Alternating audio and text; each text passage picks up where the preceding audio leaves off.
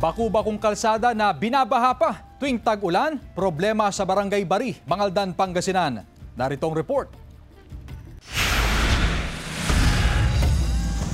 Pahirap sa mga residente lalo na ngayong tag-ulan ang baku-bakong kalsada sa Purok 6 Barangay Bari, Mangaldan, Pangasinan. Sementado ang kalsada pero nasira ng ilang bahagi nito dahil sa umano'y malakas na buhos ng ulan at kawalan ng drainage. Kaya apektado rin ng mga dumadaang sasakyan. Dahil sa kawalan ng drainage canal, mabilis bahain ang kalsada. Dumidiretso rin ang baha sa ilang kabahayan. Sa bahay namin, papasukan na yan. Mababa na itong Kalsada?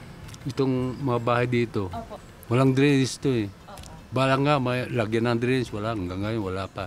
Batid ng Barangay Council ang sentimiento ng mga residente. Ang problema, hindi rin nila maayos ang kalsada dahil pagmamayari ito ng pribadong individual. Pero nag-usap na raw ang mga opisyal at may-ari ng lupa upang masolusyonan ang problema. Hinihintay na lang daw ang deed of donation at kopya ng titulo ng lupa mula sa may-ari. Maglalaan na rin ng pondo ang Barangay Council para pataasan ng kalsada. Gagawa na rin sila ng kanal para may daluyan ng tubig. Ang proseso po diyan talaga, kailangan po i-donate yung daan sa barangay namin para ma-actionan namin.